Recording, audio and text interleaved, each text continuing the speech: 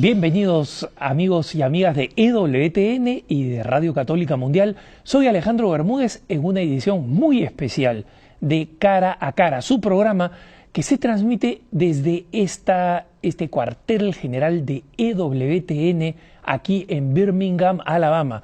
Un gusto estar nuevamente con ustedes.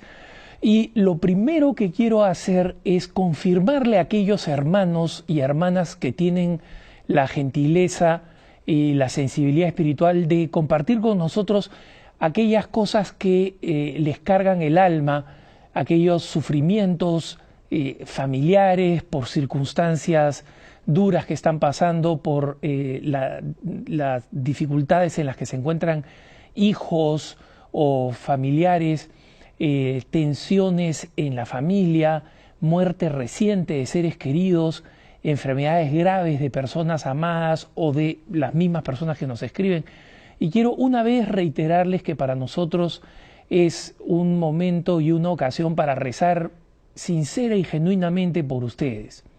Y también quiero que sepan que es una gran oportunidad para implorarles la limosna espiritual de poder ofrecer esos sufrimientos al Señor. Recuerden ustedes que, como nos decía el Papa Juan Pablo II en la Salvifici Doloris, existe un enorme valor redentor del sufrimiento, y todos estos sufrimientos por los cuales nosotros rezamos, por los cuales el Señor desea alivio para ellos, son sin embargo en ese tiempo, en ese curso temporal del sufrimiento, una ocasión para ofrecer. Y me atrevo con algo de vergüenza suplicar que algo de ese sufrimiento pueda ser ofrecido al Señor por el bien de este apostolado que realizamos a través de EWTN. Gracias especialmente a los que nos han escrito con ideas, con inquietudes a través de caraAcara@ewtn.com. Síganlo haciendo, todos sus correos electrónicos son leídos meticulosamente. No todos, en realidad, en general no podemos responder personalmente a ellos, pero muchos de ustedes se habrán dado cuenta que varios de los temas que nosotros abordamos aquí y además varias de las preguntas y respuestas que nos dan en alguna ocasión, en alguno de los programas que hacemos, se inspiran en estas preguntas o consultas que ustedes nos envían. Así que siéntanse en confianza porque ninguna de esas inquietudes van a caer en saco roto. Dicho esto, estoy muy contento porque tenemos a una persona muy importante, extremadamente capacitada para hablar de uno de los temas más centrales en la experiencia de nuestra fe católica en todo el continente y no solo México. Me refiero al tema sorprendente de la Virgen de Guadalupe, que no solamente es el centro de atención de la devoción de millones de católicos, no solamente en México, sino en toda América y en muchas partes del mundo, incluyendo quien les habla, sino que no es tan conocida, o a veces es mal interpretada, la riqueza simbólica y comunicacional que esta imagen riquísima de mensajes contiene. Y para poder hablar un poco de esta riqueza casi ilimitada de lenguaje que tiene la Santísima Virgen de Guadalupe, hemos invitado a el hombre, la persona que más conoce en este momento de este tema. Me refiero a Monseñor Eduardo Chávez, mexicano, obviamente, y una de las personas que ha investigado con mayor pasión y con mayor precisión este tema. Tenemos el gran honor, en consecuencia, de contar en este programa con Monseñor Eduardo Chávez, así que vamos a irnos a una breve pausa y cuando volvamos en torno al maravilloso misterio de Nuestra Señora de Guadalupe, cara a cara con Monseñor Eduardo Chávez tras el colte. No se vaya.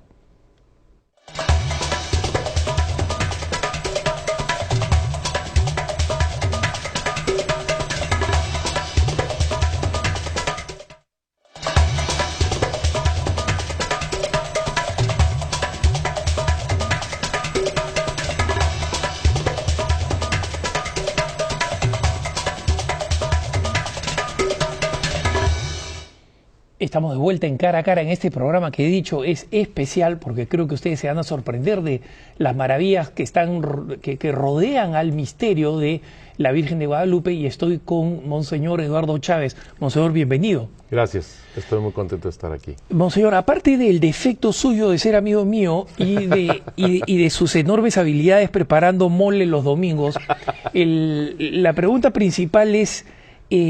cuéntenos un poquito de su formación y de su papel actual y su relación con el misterio guadalupano. Bueno, mira, desde 1978, 77, por ahí, comencé a estudiar la Virgen de Guadalupe como seminarista todavía.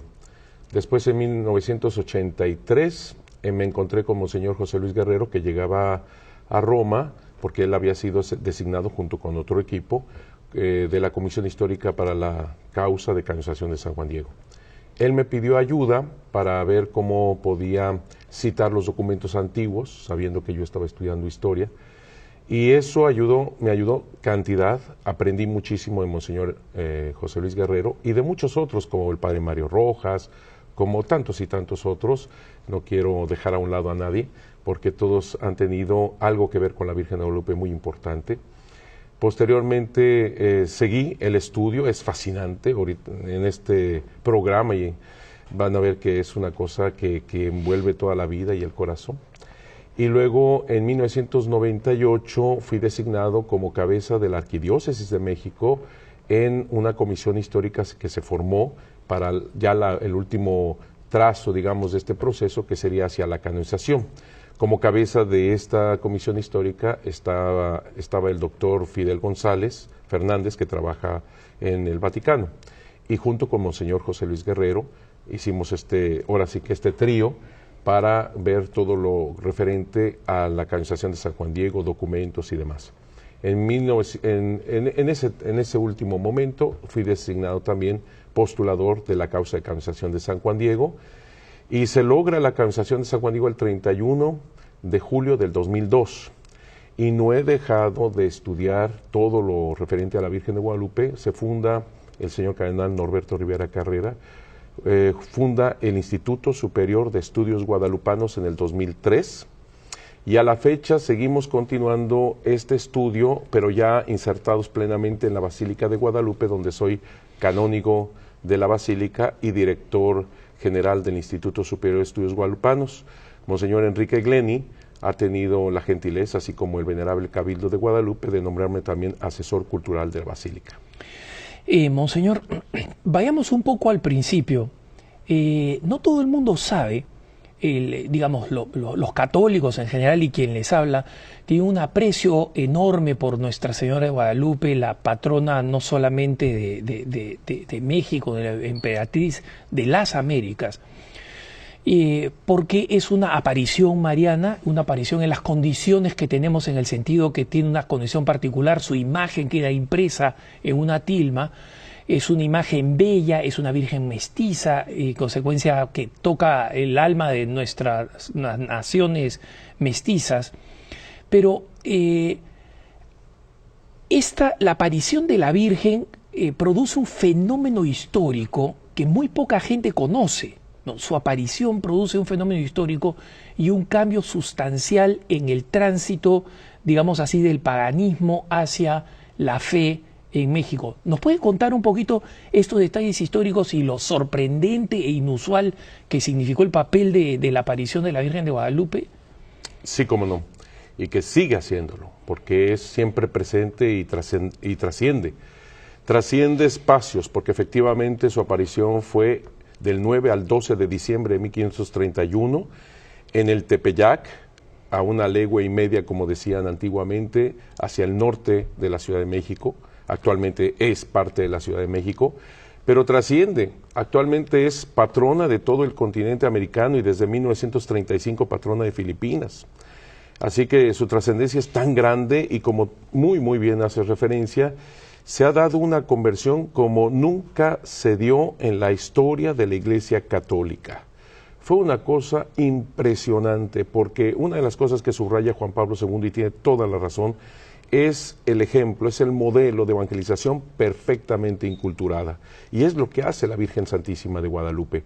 Y quiero decir que la conversión fue espectacular en medio de los indígenas, pero también de los españoles. Eso casi la gente no lo sabe, que uno de los documentos más antiguos se llama Información de 1556. Si estamos hablando de que la aparición es en 1531, en 1556 relativamente es breve el tiempo que se da este documento, en donde se habla de cómo son los españoles los que van en masa. Claro, mucho menor número de lo que son los indígenas, ya que obviamente los millones de indígenas que había en México, viene esta conversión verdaderamente espectacular, maravillosa, y que todo el mundo habla, ¿eh?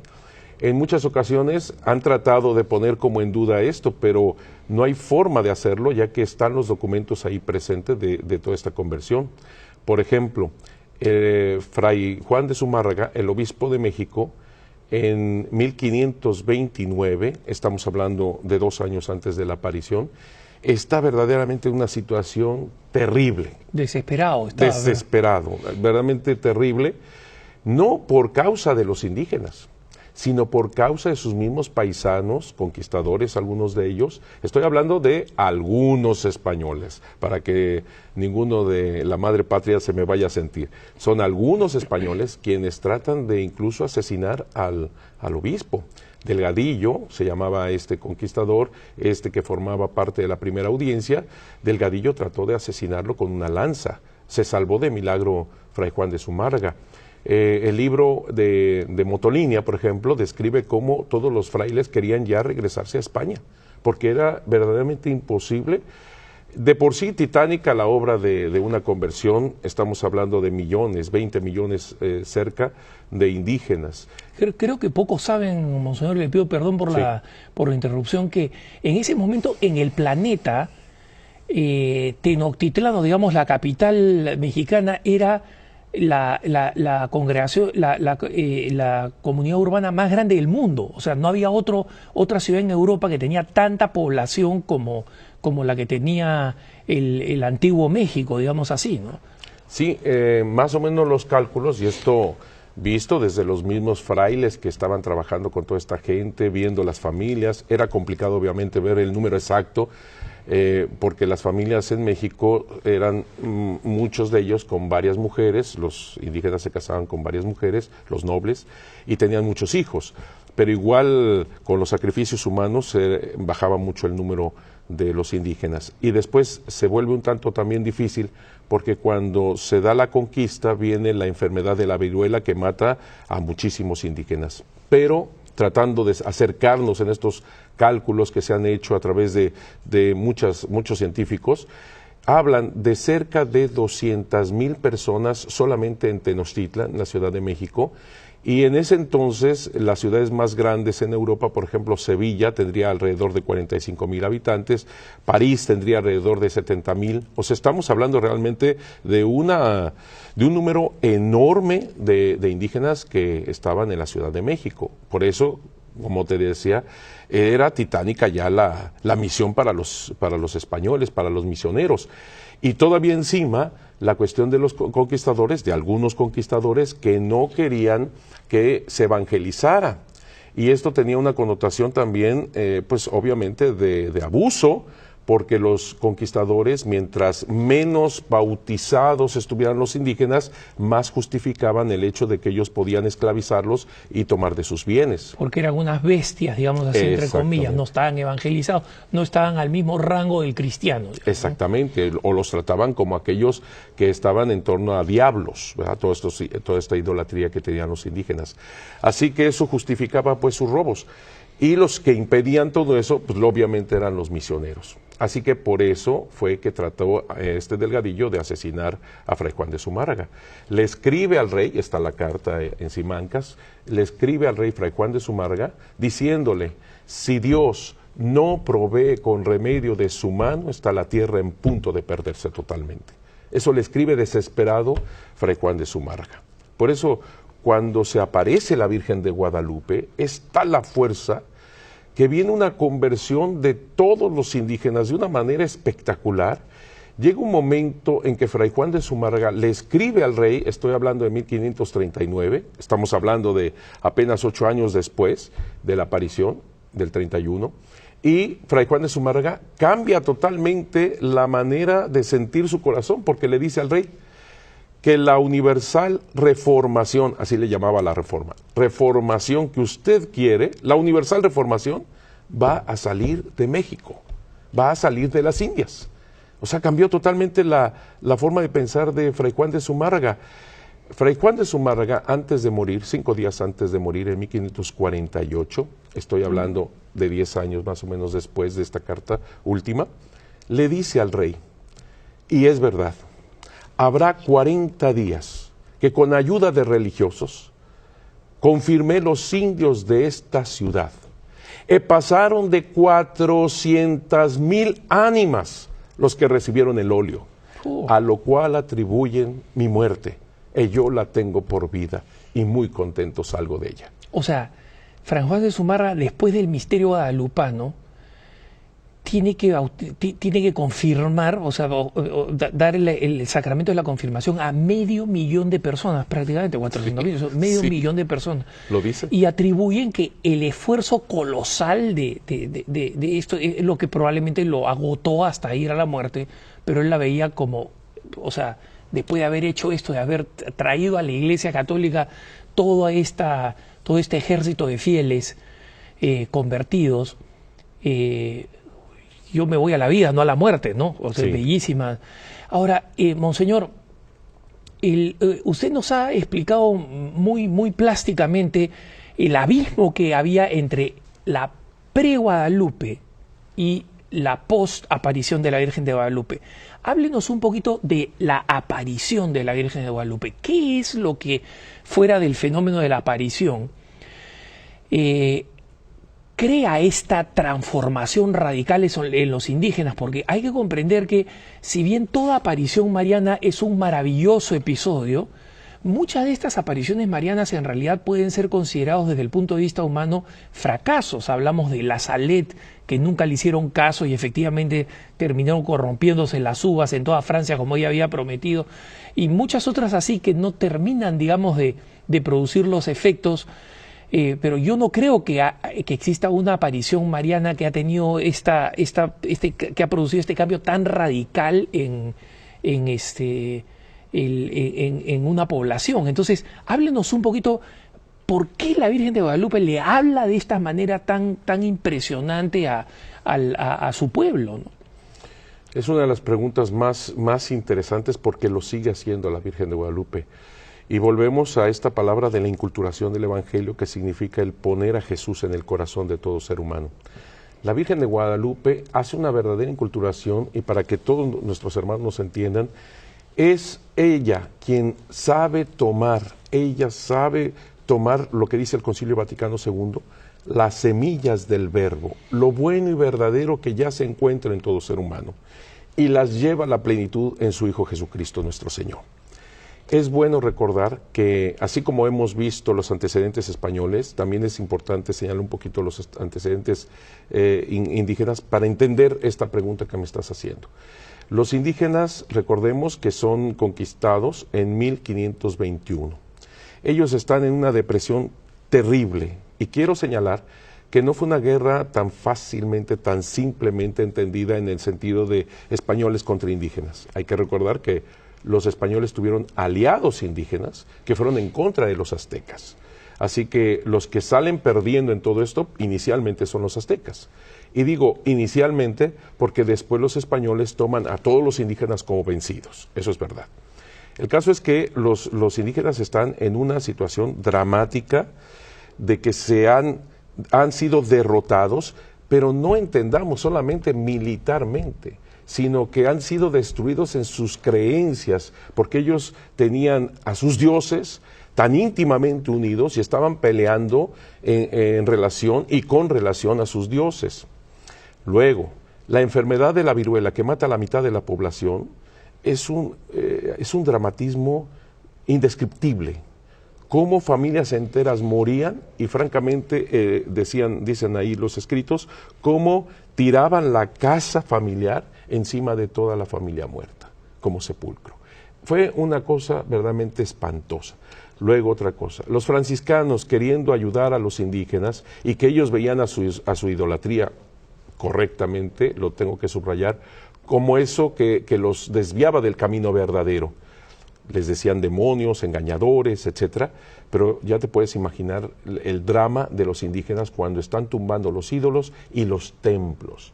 Los indígenas decían, una civilización, un pueblo, no se puede construir sin antes construir el templo. Así que los franciscanos, al tumbar los templos, para ellos les está tumbando no solamente un edificio, les está tumbando su cultura, todo, absolutamente. Así que están viviendo un drama espeluznante, la verdad, terrible. En ese momento también hay situaciones cósmicas que los indígenas interpretan como el fin del mundo. Por ejemplo, ellos ven un cometa y para ellos el mundo se está despedazando porque ellos pensaban que a través de los sacrificios humanos, los dioses, especialmente el sol, necesitaba de su sangre, de su corazón, para poder sobrevivir y el universo entero seguir girando y dar la vida. Ahora ya no hay más sacrificios humanos. Evidentemente los conquistadores y los misioneros detuvieron los sacrificios humanos. Es que es obvio, ¿no?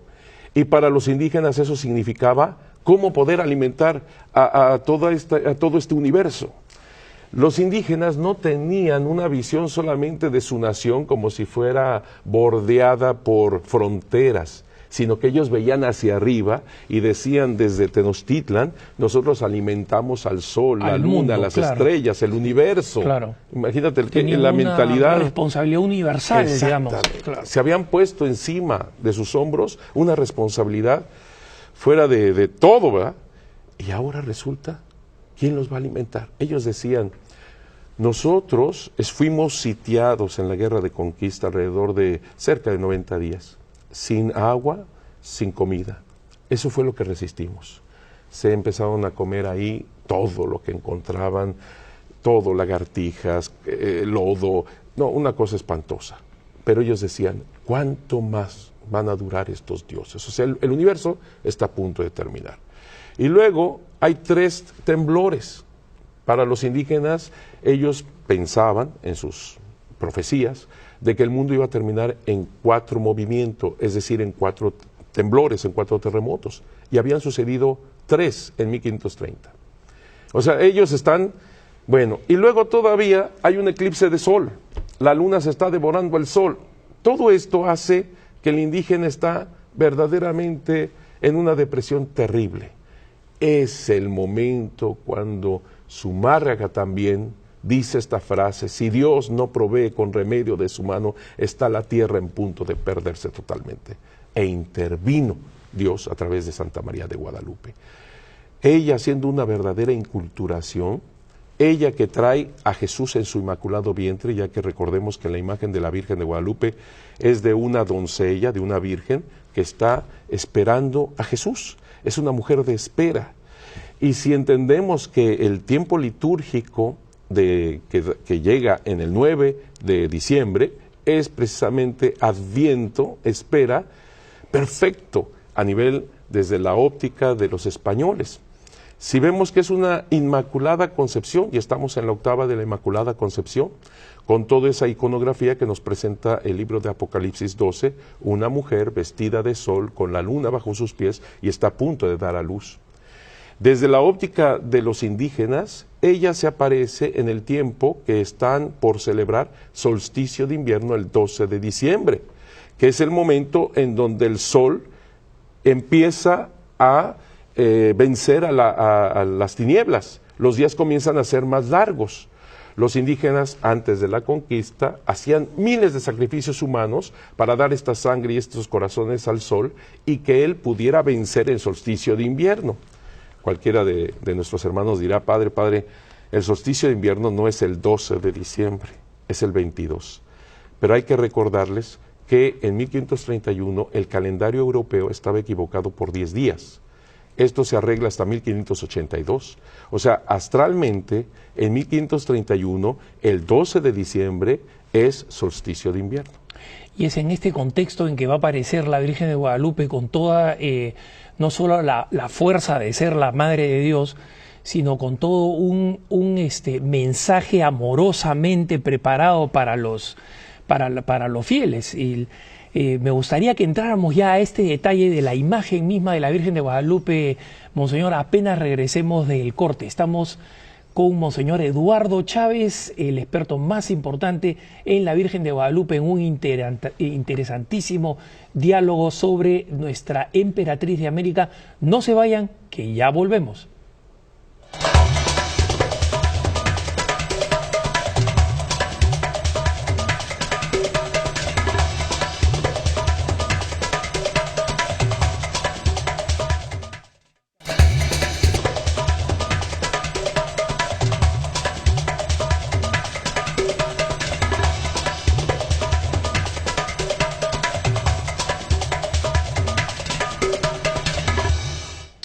Seguimos con Monseñor Eduardo Chávez en esta edición especialísima de Cara a Cara, hablando de la gran significación histórica y su proyección al presente y al futuro de la aparición de nuestra querida y amada Madre, Nuestra Señora de Guadalupe, que es la patrona y emperatriz de las Américas y de Filipinas.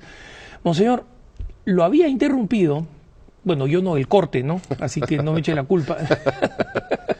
Lo había interrumpido en el momento en que usted nos explica este momento culminante. Hay una gran tensión ahí, ¿no? Por un lado, el tremendo pesimismo cultural de del pueblo nativo y comparado a ello, la frustración evangelizadora de Monseñor Zumárraga, que era un buen hombre, un hombre que quería, digamos, evangelizar al pueblo, pero llegan entonces aún a este punto muerto, y es ahí donde sucede este milagro de Dios, este milagro mariano.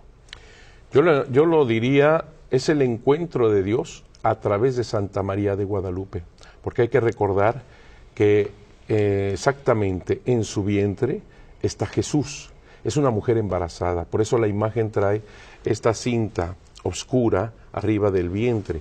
Algunos han dicho, verdaderamente entendían que Jesús está ahí, y sí, no lo dudo de ninguna manera, que entendieron perfectamente que es una mujer embarazada y que Jesús es el centro de su imagen. Tenemos en el Museo de la Basílica obras del siglo XVII, del siglo XVIII, en donde los pintores hacen una copia de la imagen de la Virgen de Guadalupe y la ponen con la Santísima Trinidad. Así que pintan Dios Padre, Espíritu Santo y el Hijo. Saben perfectamente que está en el vientre de ella. Así que sí entendieron perfectamente que se trata el centro de Jesús.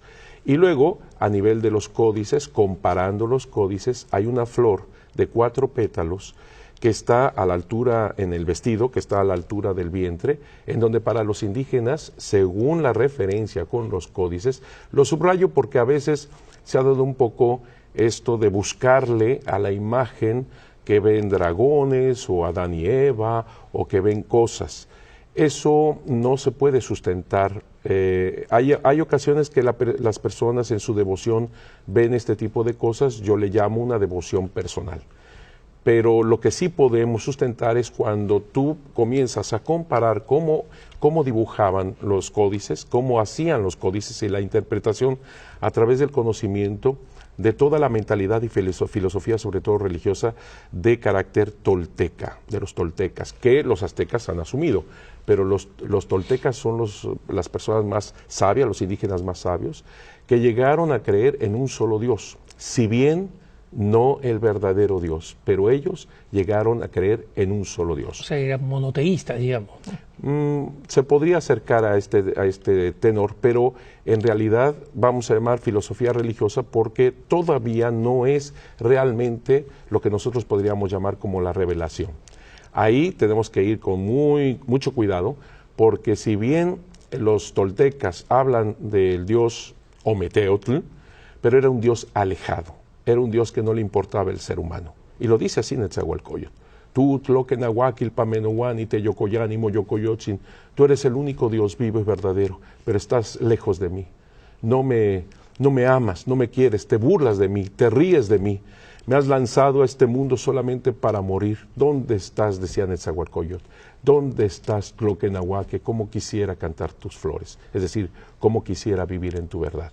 Así que está hablando de un solo Dios, pero alejado, que no le importa el ser humano.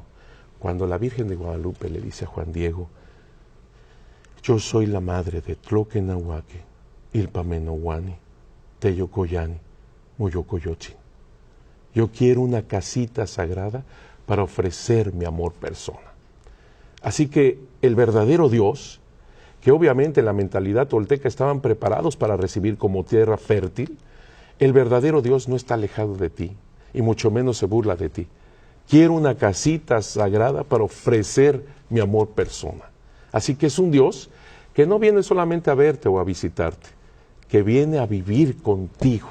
No, es brutal. El mensaje de la Virgen de Guadalupe es algo impresionante, porque es lo que tanto deseamos actualmente. Es lo que tanto anhelamos y tanto estamos buscando por muchos caminos que desgraciadamente no son los verdaderos. Hay caminos totalmente equivocados, hay caminos que si bien nos acercamos a quien es el verdadero Dios, pero no llegamos todavía a tocar. Mientras que es Él quien toma la iniciativa de venir a encontrarse con nosotros y a vivir en medio de nosotros, ni nada menos que a través de su Madre Santísima. Entonces, siguiendo lo de es que son tantas cosas, pero siguiendo lo de la imagen, Él está ahí. Así que es un verdadero encuentro con Dios a través de Santa María de Guadalupe. La imagen tiene muchísimos significados más, no solamente el códice que guarda el vestido rosa salmonado. Por ejemplo, la luna negra que tiene a sus pies, que está en contraste con el sol, es un verdadero eclipse. Ella está eclipsando, no, lo voy a decir más correctamente. Él, en su inmaculado vientre, a través de su madre, está eclipsando y superando todo lo demás. Los indígenas lo entendieron perfecto, porque México significa en medio de la luna, en el centro de la luna, en el ombligo de la luna. Así que ella viene en el centro de la luna, México. Pero no nos equivoquemos, no es el concepto actual de México como nación, sino para los indígenas México es el lugar de los 4 rumbos del universo. México es el hogar del Dios omnipotente. Por eso ellos pensaban que en México era la manera de mantener todo el universo. Claro, por eso recaía sobre ellos la responsabilidad de sostener todo el universo, porque ahí estaba la presencia del Dios todopoderoso, de la divinidad absoluta, ¿no? Sí, y ahora el verdadero Dios, que va más allá de lo que ellos podían haber imaginado, por muy cercanos que estuvieran, viene ahora a entregarse a ellos. Ahora, Monseñor, entonces, para retomar, para asegurarme que lo sigo con claridad, sí. La Santísima Virgen María se aparece y es para el lenguaje y la simbología indígena, y en consecuencia creo que los indígenas vieron muchísimo más de lo que los españoles verían en su momento, ¿no? Y nosotros. Claro, entonces ven esta cinta, ven la flor de 4 pétalos, entonces dicen, esta mujer está embarazada de alguien que es el Dios omnipotente. El Dios omnipotente. Sí. Y en consecuencia ella está pisando esta luna negra que, supongo yo, simboliza la victoria sobre el cosmos. ¿Cuál era el símbolo que leían los indígenas de esta? Que venía al hogar del Dios omnipotente, y que este verdadero Dios superaba todo, porque Él está haciendo a través de ella un verdadero eclipse. Él, el verdadero sol, o sea que no está eclipsando la luna al sol, sino que es Él en su inmaculado vientre que está eclipsando todo lo demás, está superando todo. Tan fuerte es esto, las estrellas, por ejemplo, 46 estrellas. Es interesante. En el manto azul verdoso. Manto azul, okay. Y ese manto azul verdoso para los indígenas solamente lo podía portar el emperador. O sea que ellos inmediatamente con el color, ellos captan que están ante la emperatriz. Inmediatamente captan que es virgen, porque las indígenas que se habían casado, que se casan, tenían que usar un peinado especial, un trenzado, que estas trenzas subían hacia arriba como en cuernitos, así lo dibujan. Toda mujer casada tenía que portar ese tipo de peinado, casada, para que en la sociedad indígena inmediatamente entendieran esto. Mientras que una doncella, una virgen, tenía que portar el pelo bien peinado hacia los lados, sin ningún trenzado. Así que viendo la imagen de la Virgen de Guadalupe, los indígenas entendieron perfectamente que era virgen y al mismo tiempo madre. Impresionante.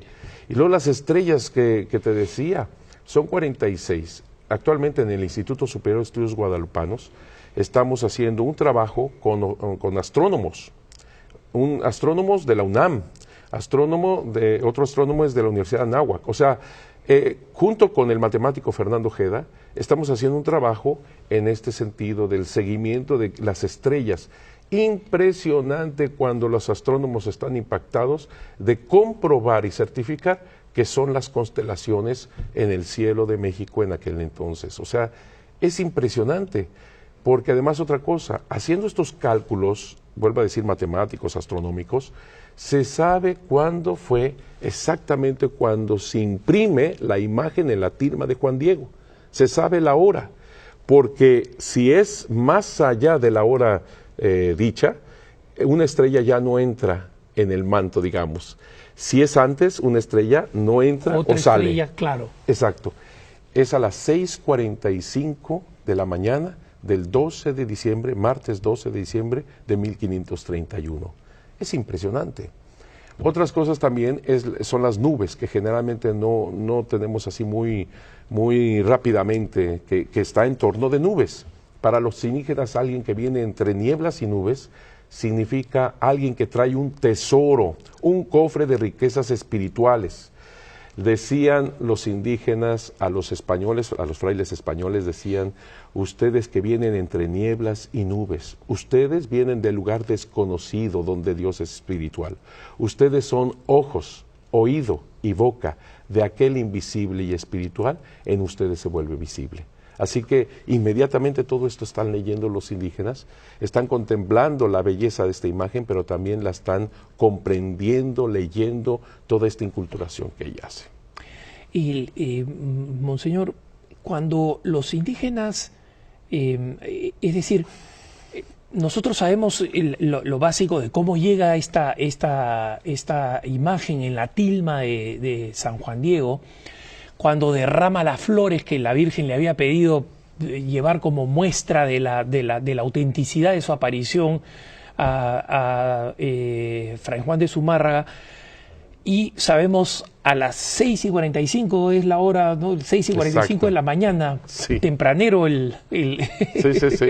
Y ¿qué sucede luego con esa tilma? ¿Cómo es que esa tilma pasa a ser vista, contemplada, admirada por la población nativa?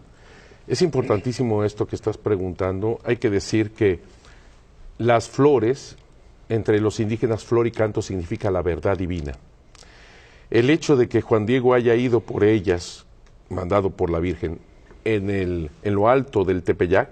El Tepeyac es un cerro muerto, árido, salitroso. Además es diciembre, helaba, no había forma de dar vida.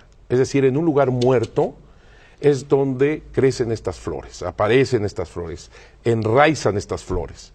Y Juan Diego las corta, se lo pide la Virgen, y lo lleva en el hueco de su tilma, así lo dice el Nicalmopogua, y tiene un significado muy profundo. Qué lástima que no nos podemos detener en el programa para ver todos estos significados.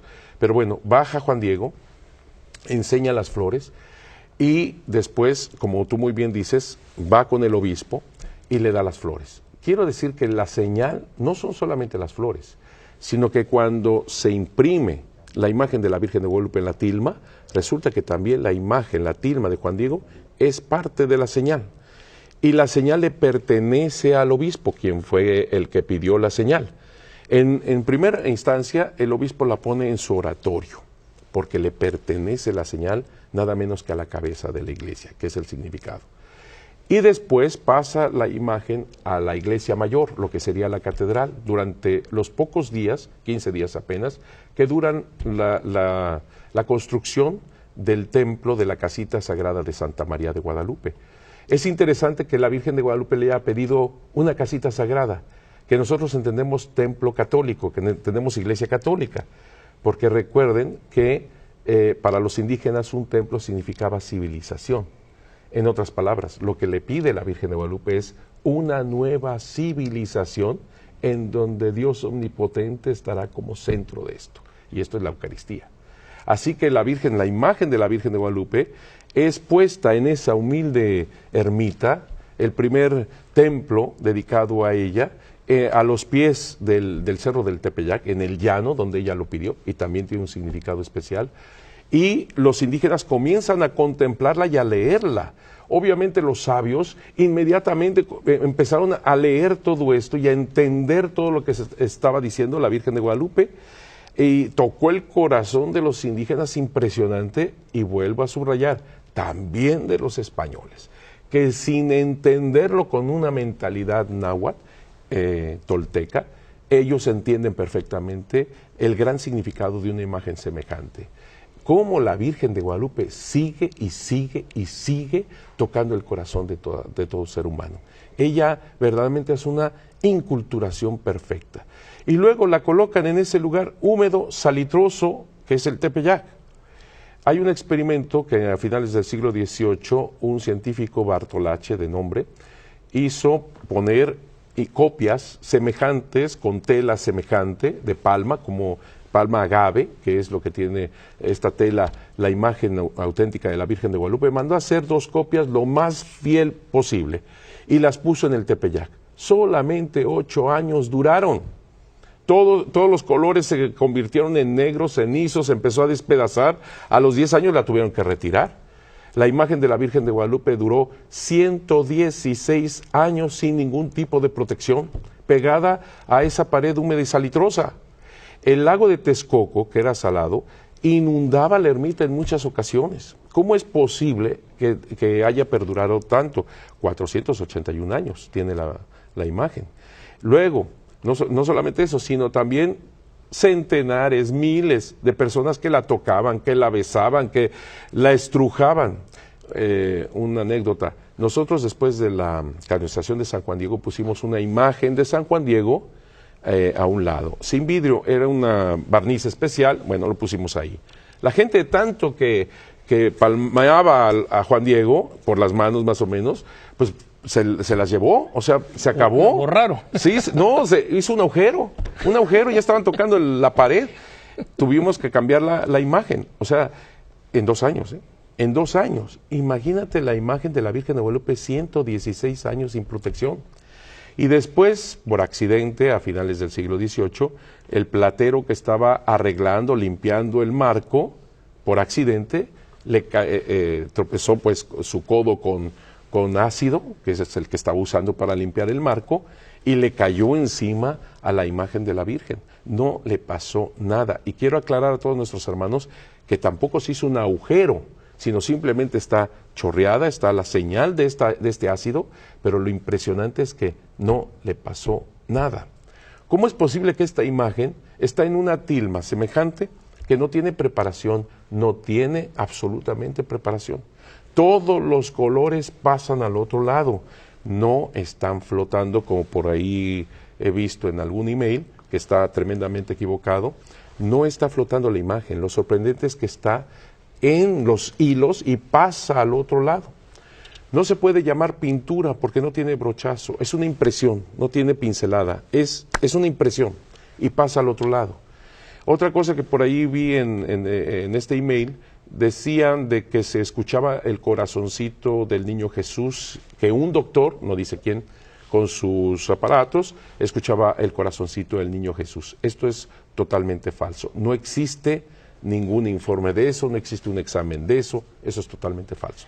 Y lo triste es que estas exageraciones sobre la devoción en realidad no es que ayuden a entender mejor o a admirar más el milagro guadalupano. El milagro guadalupano implica tantos elementos que son que se paran por sí solos. Y creo que la principal muestra de ese milagro es lo que usted nos cuenta, casi medio millón de personas que vienen a pedir ser incorporadas a la iglesia de los nativos, y también la conversión de los españoles, entre los cuales habían pues encomenderos bastante desalmados, ¿no? Que no son novedad, no fueron novedad solo en México, sino en general en toda América Latina, ¿no? Digamos, la historia oscura de los encomenderos es una realidad en Bolivia, en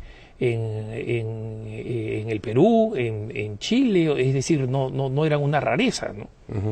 Pero tienes toda la razón, pero hay un dato bien interesante. Si bien acabo de describir lo que decía la carta de Fray Juan de Zumárraga antes de morir, que decía de estos 400,000 indígenas, pero después de la aparición, Motolinia nos dice que apenas en 7 años se convirtieron cerca de 8 millones de personas después de la aparición. Y Motolinia hace referencia a esto. O sea, ¿qué pasó? Que antes Motolinia está hablando de regresarse a España, porque los quieren matar, porque no había forma de evangelizar, porque no podían tener el idioma, porque esto fue poco a poco. Es cierto que hicieron los catecismos, Fray Pedro de Gante, por ejemplo, hacía catecismos con dibujitos, pero no llegaba, ni mucho menos. Después de la aparición, ahí está Mendieta también, Jerónimo de Mendieta, un fraile de la época, donde hace unas descripciones maravillosas de cómo es la conversión de miles y miles. Llegan a un monasterio, 2 frailes, y ya tienen a 14,000 personas que quieren bautizarse y demás. 14,000 por día. O sea, es una cosa. Ellos caminaban en algunos señalamientos que hace Motolinia y también Jerónimo de Mendieta, hablan de que caminan más de 40 leguas para buscar confesor. O sea, se cambia totalmente la situación, tremendamente, y les da un ánimo y una fuerza a los frailes. Es impresionante cómo la Virgen de Guadalupe, cómo entra, y aquel que intentaban asesinar, como era el obispo, le dice a Juan Diego: esto tiene que ser aprobado por el obispo. No se hace nada sin el obispo.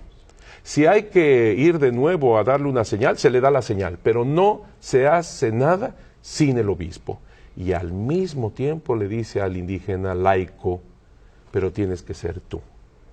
He depositado toda mi confianza en ti. Y todavía le dice a Juan Diego, qué lástima que no podemos ver más de él, pero dice: hijo mío, socoyotito mío, te pido, te ruego, te imploro, te suplico que tú seas mi mensajero, que tú seas mi intercesor. Es que es algo brutal. Es sorprendente, monseñor, porque en realidad la lección de eclesiología, es decir, de la vida de la iglesia, de la Santísima Virgen María, pues cualquiera podría decir: hago lo que se me da la gana, ¿no?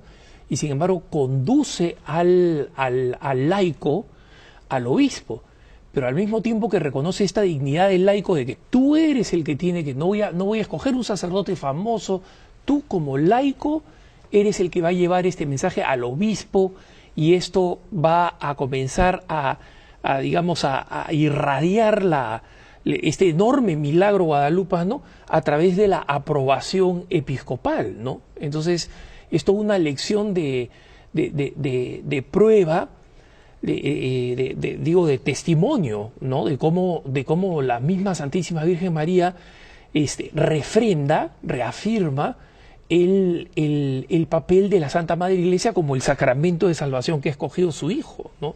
Y que es a través de la Iglesia y de todos sus miembros, incluyendo los laicos, que el mensaje guadalupano puede llegar a su máxima extensión, ¿no? Sí, es como, claro, es un ejemplo. Es como si la Virgen de Guadalupe pusiera en el siglo XVI el Concilio Vaticano II. Es como si ella lo introdujera de una manera impresionante, perfecta. ¿Por qué lo dice, monseñor? ¿Qué elementos ve usted así agrupados en el milagro guadalupano? Muchos, por ejemplo, esta eclesiología impresionante de tomar las semillas del verbo y lanzar esto en plenitud a su Hijo Jesucristo. Otra, una mujer en el siglo XVI, ser religiosa es entrar a un convento, basta. Pensar en misionera, jamás. En el siglo XVI, no. una mujer que quisiera consagrar su vida a Dios era puesta en un monasterio. Sin embargo, ella es la primera discípula y misionera del amor de Dios en el continente. O sea, es exactamente el Concilio Vaticano II, con todas estas disposiciones maravillosas, Lumen Gentium, etcétera, cómo ella la hace una realidad en 1531. Cómo toma esas cosas tan difícil de saber en el corazón humano y que es el anhelo de todo ser humano, como los indígenas que buscaban a Dios, que buscaban el amor, que buscaban la plenitud, que buscaban la paz, la felicidad, como todos nosotros. Ahora, la Virgen de Guadalupe es un fenómeno vivo, en el sentido que hoy día sigue teniendo este enorme poder sobrenatural evangelizador. Usted en tus estudios y todo lo que ha visto, ya para concluir en este programa, Monseñor, pero queremos comprometerlo para un próximo programa para hablar de San Juan Diego, que es toda otra historia fascinante.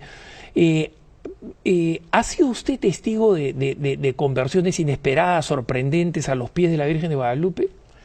Pero por supuesto, es que uno que está ahí en la Basílica de Guadalupe es como realmente ser testigos de lo que ella hace.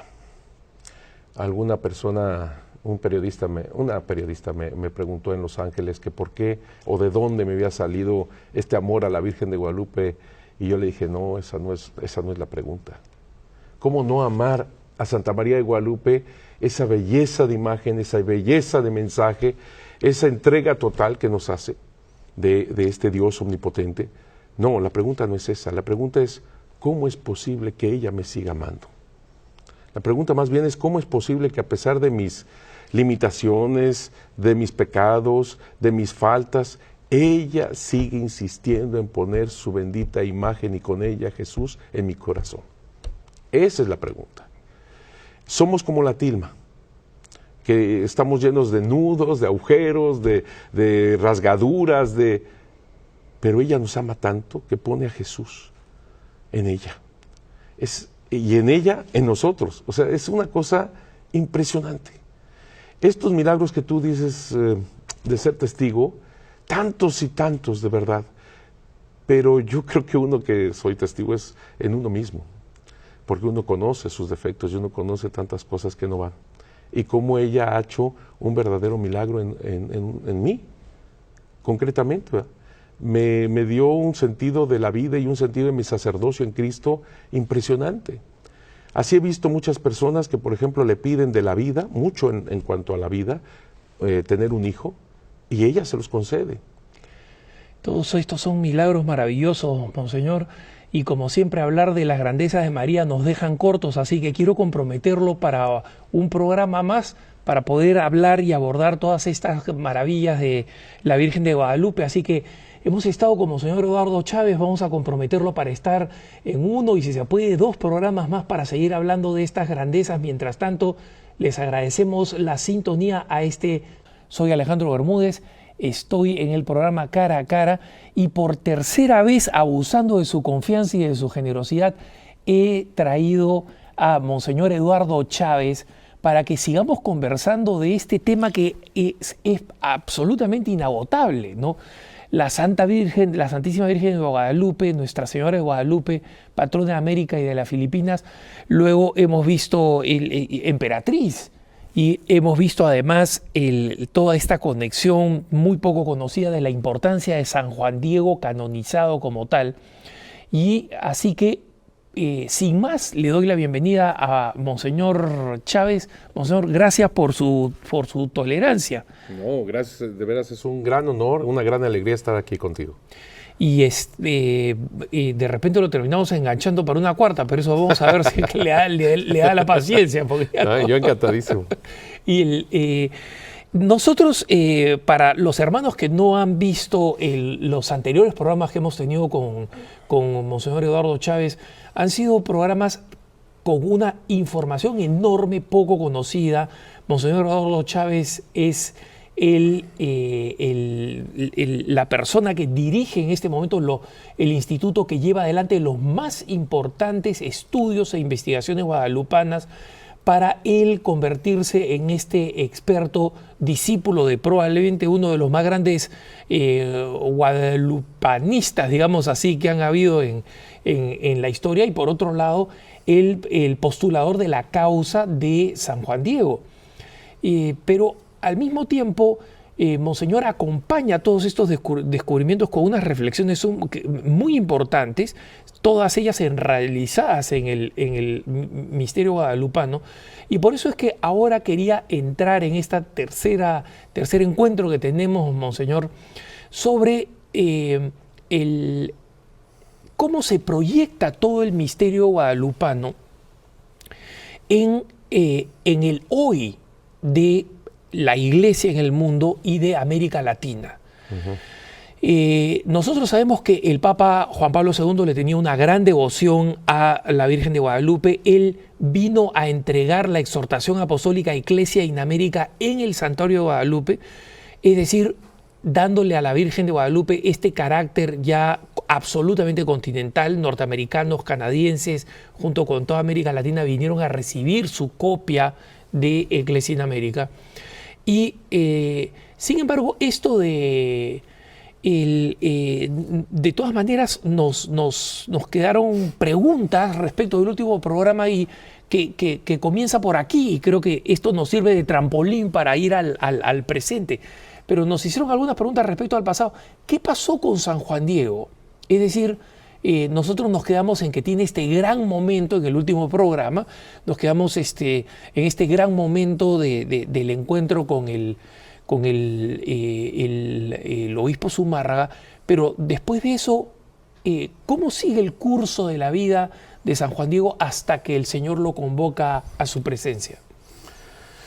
Bueno, son muchas preguntas, por demás interesantes todas, pero yo quisiera empezar diciendo que muchas gracias.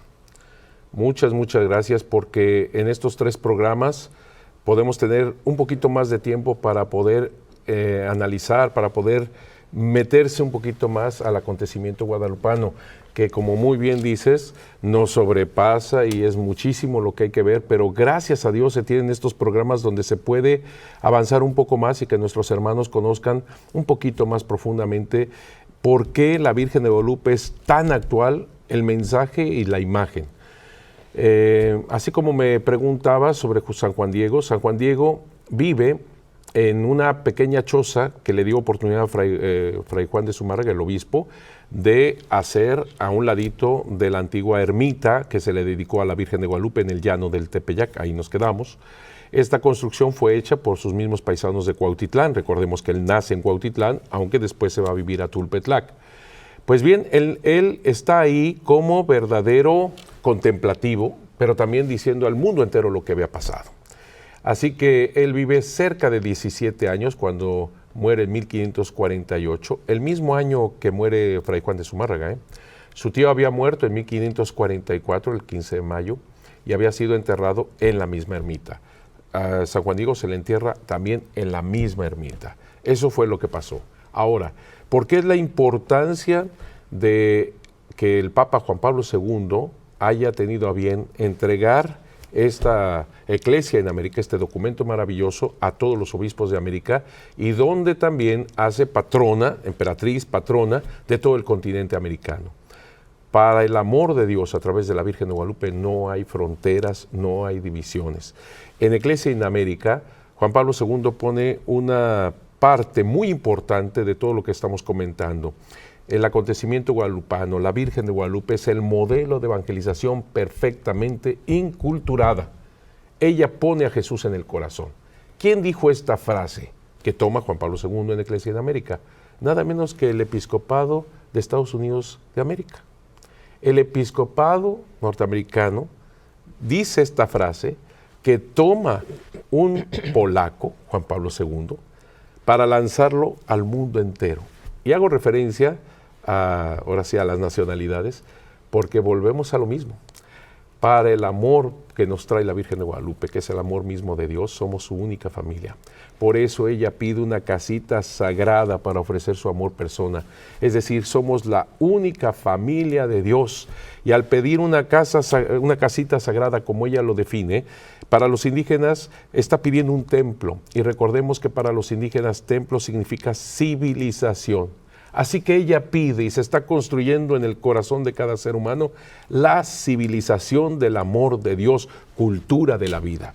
Me da muchísimo gusto, de verdad lo digo con toda sinceridad, que en Estados Unidos de Norteamérica sobre todo se ha tomado como bandera a favor de la vida, desde la concepción hasta cuando el Señor nos quiera ante su presencia, a la Virgen de Guadalupe. ¿Por qué cree que es esto? ¿Cuál es la conexión? Porque esto es una conexión que para los grandes militantes pro vida que tengo el honor de conocer, les resulta absolutamente natural. Pero no es la única imagen que tenemos nosotros de la Santísima Virgen puesta en estado de dulce espera, digamos así, en estado de buena esperanza, como se decía antaño, ¿no?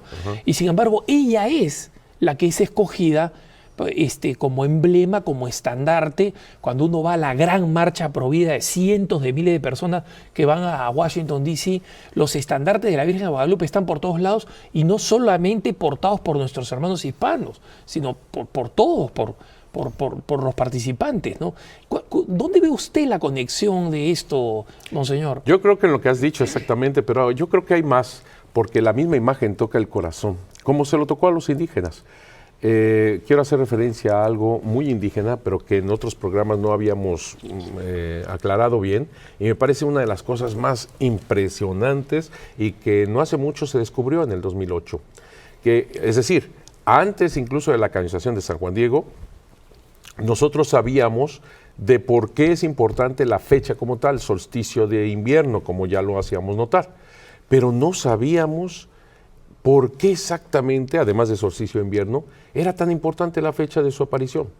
Esto es una verdadera inculturación que algunos de los hermanos que han escrito en contra de la aparición, pues no lo alcanzan a ver, incluso dicen, por ahí buscaron una fecha inventada, ¿verdad?, para esto de la aparición. No tienen idea, porque el 12 de diciembre de 1531, toda la fecha en sí guarda, para mí, un misterio que gracias a Dios se ha develado, en donde podemos afirmar que si bien es solsticio de invierno, el sol vence las tinieblas, es la fecha cuando se celebraba una de las grandes fiestas de los indígenas que se llamaba Panquetzalistli. Esto que estoy nombrando no es un ídolo, es una fiesta, así se llamaba.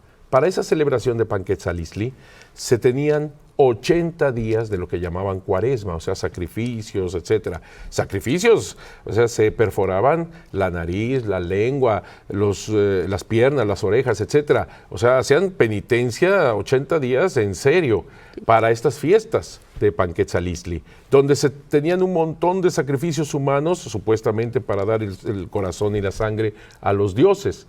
Como la Virgen de Guadalupe, solsticio de invierno, exactamente en la fiesta de Panquetzalistli, donde Motolinia, uno de los franciscanos de aquella época, la describe así: es como la Pascua indígena.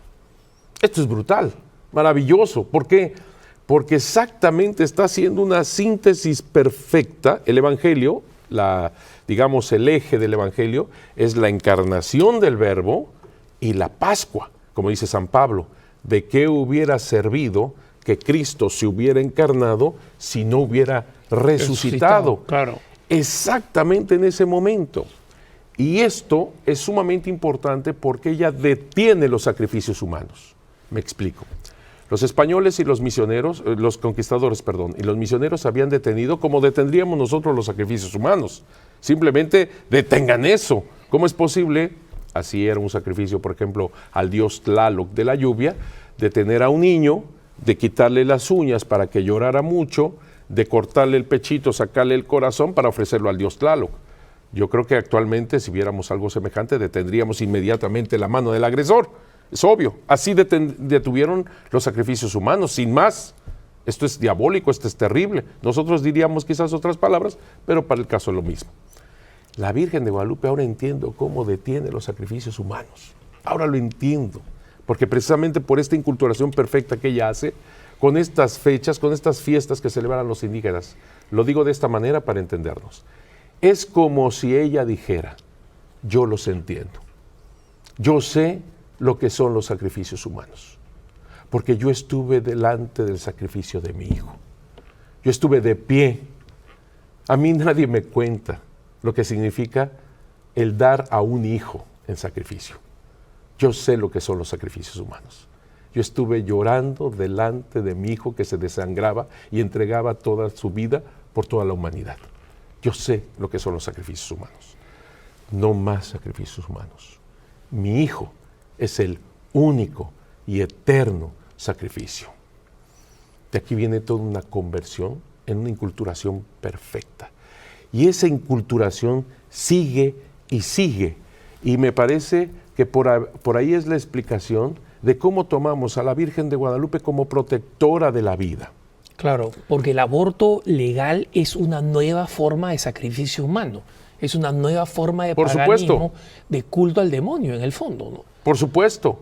Así que ahora entiendo, si bien quizás personas que no tienen una mentalidad indígena, por supuesto, pero logran captar esto, que la Virgen de Guadalupe, no cabe duda, toca el corazón de todo mundo.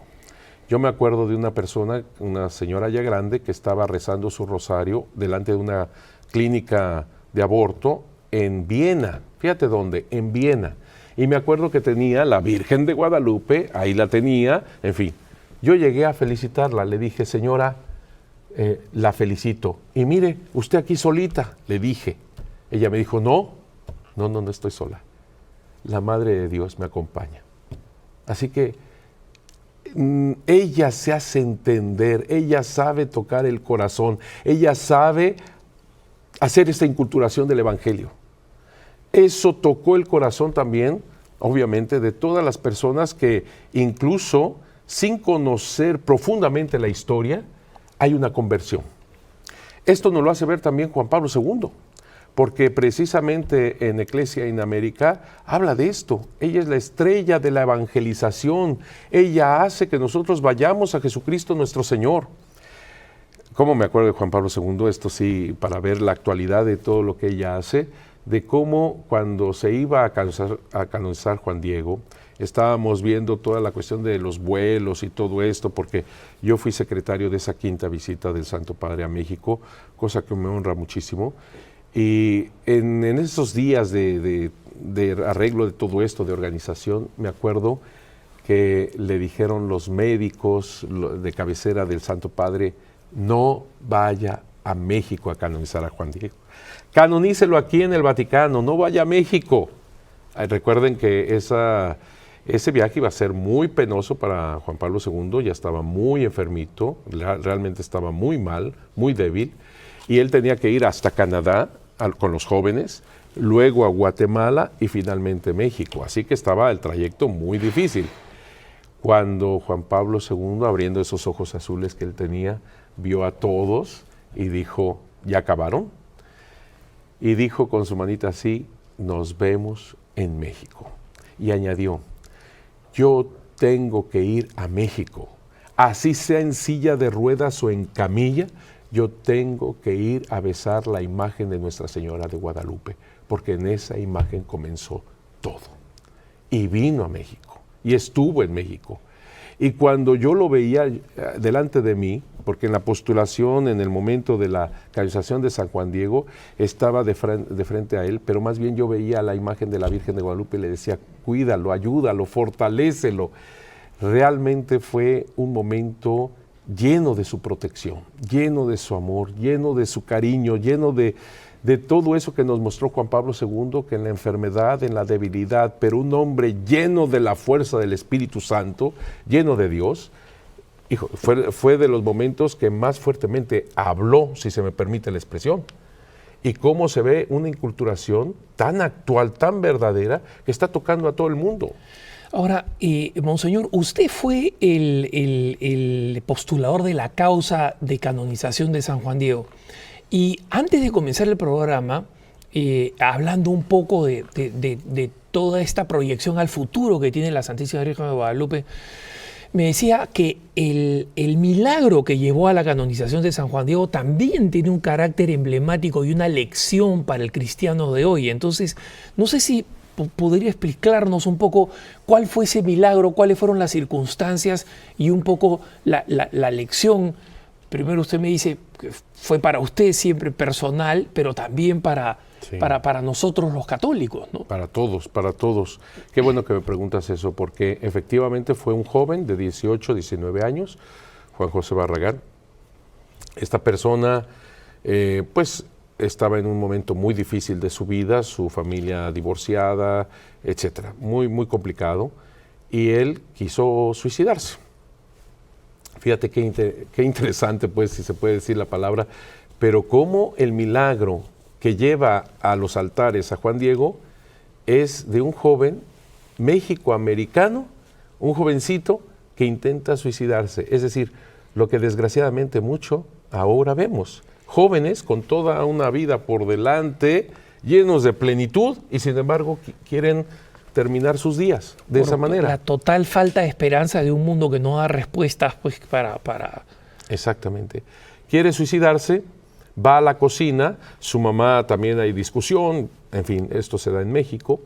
El departamento donde estaba habitando la mamá con él es más o menos 10 metros de altura, es en un segundo piso, lo digo por lo que sigue.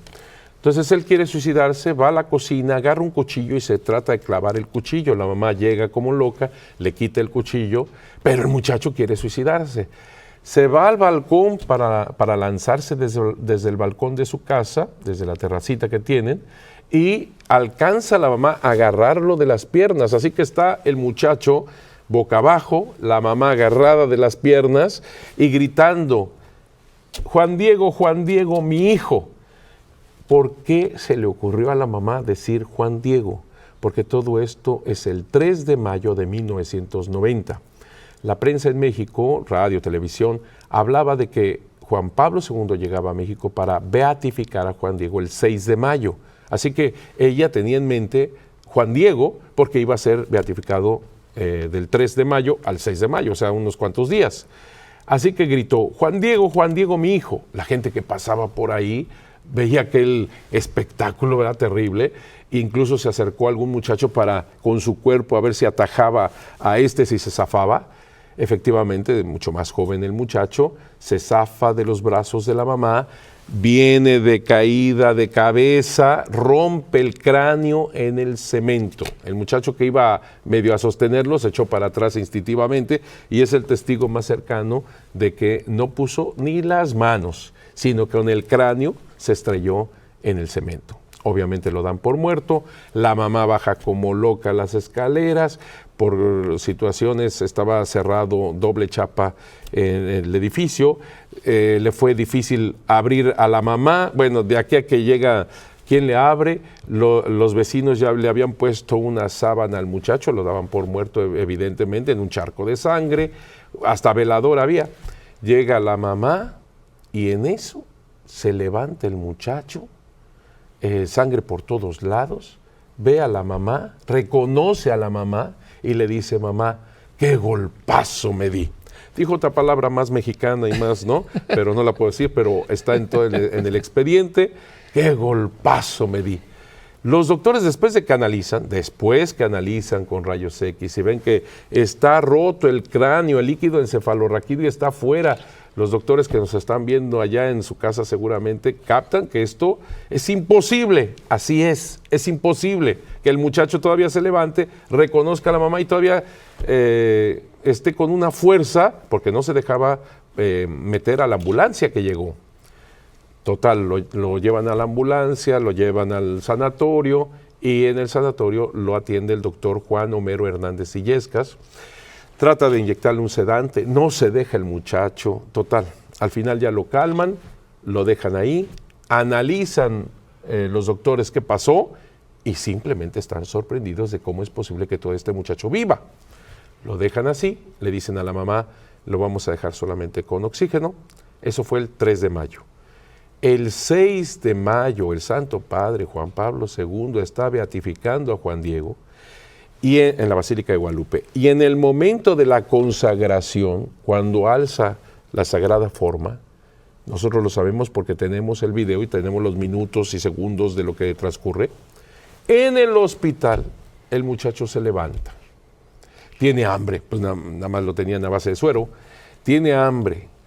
Ve comida que le habían llevado a un enfermo a un lado, que estaba dormido. Entonces el muchacho dijo, vénganos tu reino, ¿verdad? Juan José. Empieza a comer y pasa a la enfermera, lo ve, corre por el doctor y le dice, doctor, doctor, su cadáver está comiendo, ¿no? Y dice, ¿qué estás diciendo? Que estás como loca. No, su muerto está comiendo. Ahí van corriendo los dos, me dice Juan José, porque nos entrevistamos por supuesto, y me dice que vio la cara de la enfermera y del doctor de tal manera que él pensaba que estaban enojados porque le estaba robando la comida del de al lado. Y entonces, claro, la sorpresa, analizan al muchacho y ven que todo el cráneo está soldado, que las venas, las arterias en su lugar. Esto es imposible. Pues ahí está. En 3 días, al muchacho no le dolía ni la cabeza.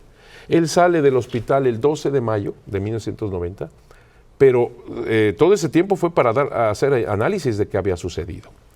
Este es el milagro que hace Dios, porque todos los milagros vienen de Dios, a través del candidato a los altares, que es Juan Diego. Que es muy importante la canonización, ¿por qué? Porque la aparición de la Virgen de Guadalupe no es dogma de fe, como la aparición en Fátima, como en Lourdes, no es dogma de fe.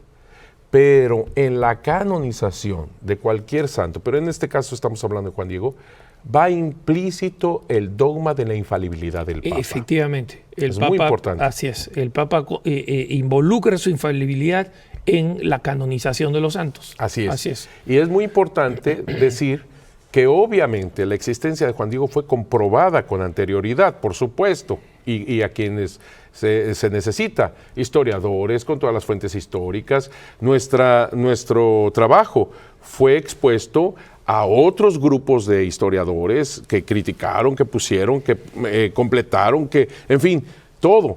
Además de estos, vamos a llamarle abogados del diablo, unos oficiales y otros no, que vuelvo a repetir, nos ayudaron muchísimo porque todas sus dudas fueron contestadas, porque iba a estar implícito el dogma de infalibilidad del Papa. Y luego también la cuestión médica del milagro. Son los doctores, analizan otros grupos de doctores y así van analizando qué sucedió.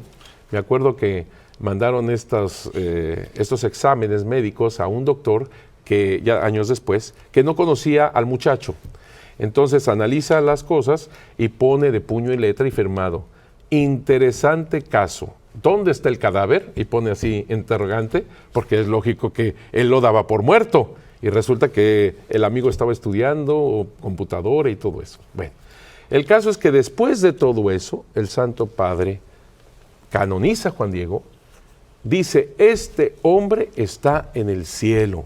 Este hombre es modelo de santidad entre todos nosotros. Este hombre es puente de unidad entre Dios y los hombres. Ahí está implícita el dogma de la infalibilidad del Papa. Así es. Y con ello está confirmando su encuentro con la Virgen de Guadalupe. No será dogma, pero es totalmente cierto. Claro, efectivamente. La certeza y además acompañada por la cantidad enorme de testimonios contemporáneos al milagro guadalupano, ¿no? Porque los españoles tenían esta costumbre de registrar, pero hasta cuando se caía un clavo, ¿no? O sea, y esta tradición, digamos, de armar archivos y de armar documentos, ¿no? Sí. Que de alguna manera hacen irrefutable el hecho de que aconteció lo que aconteció, ¿no? El fenómeno guadalupano. Usted, Monseñor, me decía también que en el contexto de la nueva evangelización y del papel que tiene Nuestra Señora de Guadalupe, y vamos a hablar un poquito después de eso, no puede ignorarse el vínculo que tiene nuestro hoy Papa Francisco con la Virgen de Guadalupe. ¿Nos podría hablar un poquito de eso? Sí, cómo no. Fíjate que cuando a mí me invitaron para ir a Aparecida de Brasil, para ayudar, para de alguna manera auxiliar con algunos datos sobre la Virgen de Guadalupe, yo con mucho gusto fui, participé. Fue algo muy, muy, muy bonito cuando en las misas resulta que preside el cardenal Jorge Bergoglio.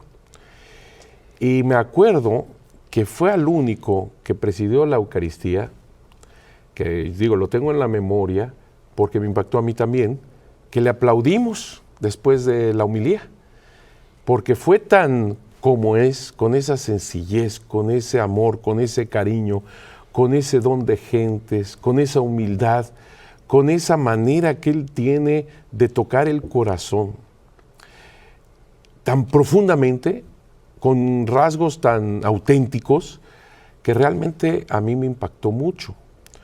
Cuando, ahora que fue elegido para ser Santo Padre y que tiene pues este gran ministerio, este gran servicio a la Iglesia, no cabe duda que nos alegramos tremendamente por ser latinoamericano, por supuesto, por todo lo que él tiene, digamos, de gran fuerza, de gran inteligencia, con los jesuitas, etcétera. Pero sobre todo ese lado humano sencillo.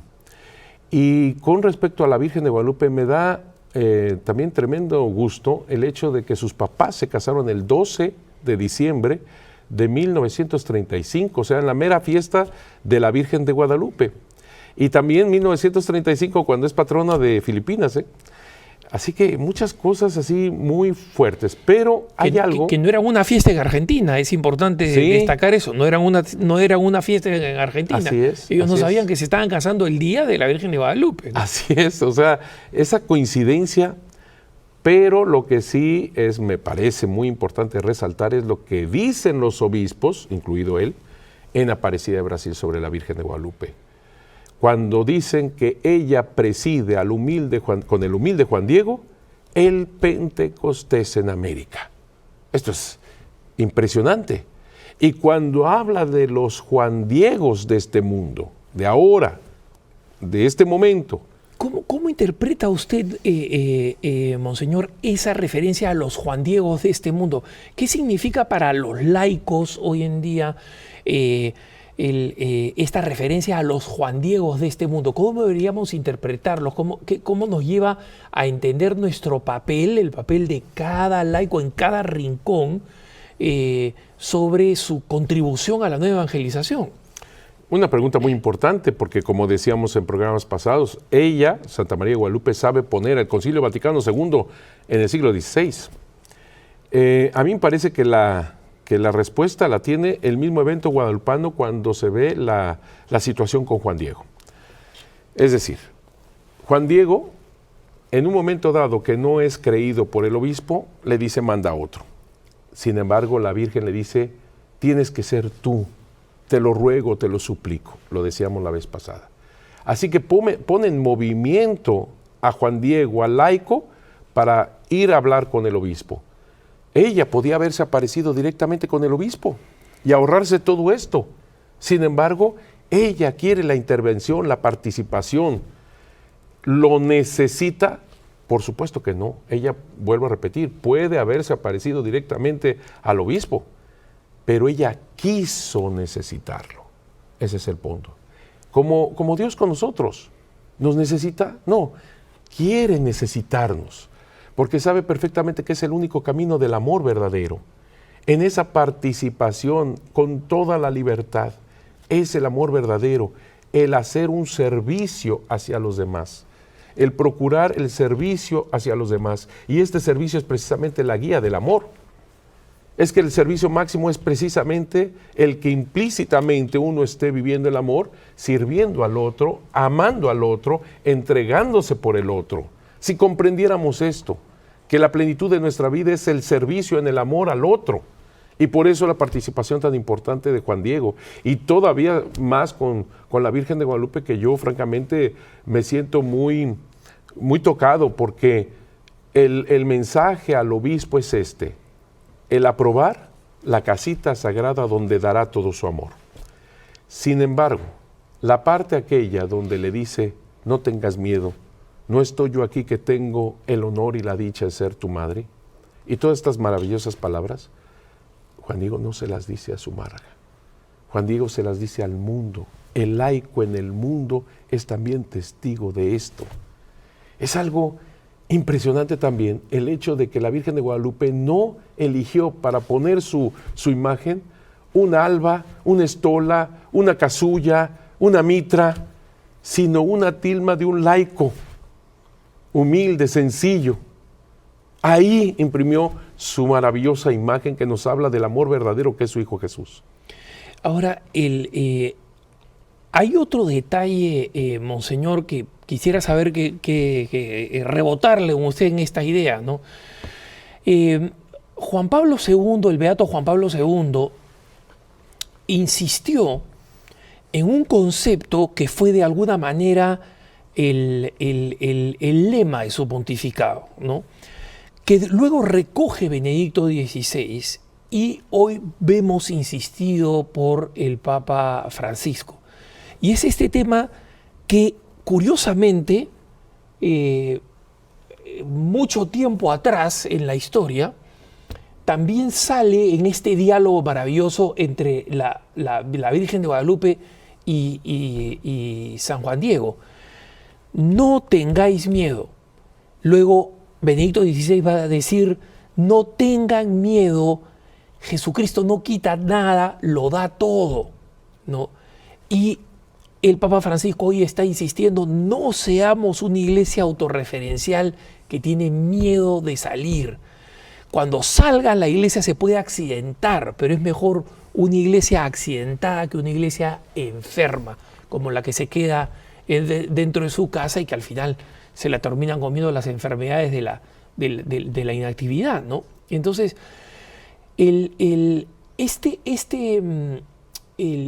esta conversación que la Santísima Virgen María tiene, Nuestra Señora de Guadalupe tiene, es con un laico, ¿no? Y en consecuencia, me da la impresión de que hay una continuidad enorme, especialmente hoy en día, donde tantos laicos podemos tener la reacción, pues, de no, Señor, no me envíes a mí, mira que yo soy un niño que no sabe hablar, ¿no? Y ese no parece ser el mensaje guadalupano y no parece ser el testimonio de Juan Diego, ¿no? Hago referencia al Génesis, cuando la serpiente del mal toca el corazón humano. Lo primero que le pone es miedo, es temor a Dios. Es pensar que viene a agredirnos, a hacer competencia, a hacer exactamente lo que no es Dios. Y cómo estos se esconden. Y prácticamente se lo dice Adán a Dios, te tuve miedo y me escondí. Ese es digamos, el meollo, el punto de donde sale todo lo demás. Le tengo miedo al hermano porque me agrede su presencia. Le tengo miedo porque si él crece más me hace sombra. Le tengo miedo, es el miedo lo que nos destruye a los demás. Por eso la Virgen de Guadalupe, el mensaje que retoma los papas Juan Pablo II, Benedicto XVI, Francisco, como muy bien decías, es precisamente tocando ese punto. No tengas miedo, y mucho menos de Dios, que es la plenitud. Es el amor total, es lo que tú tanto anhelas. Por eso, incluso haciendo referencia con los indígenas, y que seguramente sustentó a Juan Diego, es aquello que ya comenzamos a iniciar a decir, pero yo quisiera decirlo completamente como los indígenas papás le decían a sus hijos chiquitos, y viene en referencia de esto, les decían así: Socoyotito mío, socoyotita mía, el nacido de mí, mi hechura humana, tú eres mi collar de piedras finas, mi plumaje de quetzal. Pórtate bien, sé honesto, sé verdadero, sé un solo rostro, un solo corazón. Ten siempre presente en tu mente y en tu corazón que tú eres mi sangre, tú eres mi color. Ten siempre presente en tu mente y en tu corazón que tú eres mi imagen, en ti está mi pintura. Cualquiera que te vea a ti, me estará viendo a mí. Es algo precioso que decían los indígenas a sus hijos chiquitos. Es exactamente Dios con nosotros. Cualquiera que te vea, te estará viendo a mí. Y si tú tienes mi ser, mi presencia, mi persona en tu corazón, nada te puede apartar, nada te puede herir, nada te puede destruir. Al contrario, y precisamente de ahí viene esto que dice la Virgen de Guadalupe: ¿no soy acaso la fuente de tu alegría? Es darse en el amor, es darse en la alegría y en la plenitud, lo que tanto anhelamos. Por eso no tener miedo, y mucho menos los jóvenes. Como decíamos, este joven que se quería hasta suicidar, y cuántos jóvenes teniendo quizás no solamente salud, sino hasta muchos bienes materiales, tratan de suicidarse porque no encuentran la verdadera plenitud, que no entienden que es precisamente darse a los demás en el amor, sin ningún temor y con toda esa alegría que Dios te da. Por eso es un mensaje tan actual que están tomando los santos padres, para darnos, santos padres, lo digo con toda, subrayado, porque uno más santo que el otro, qué barbaridad.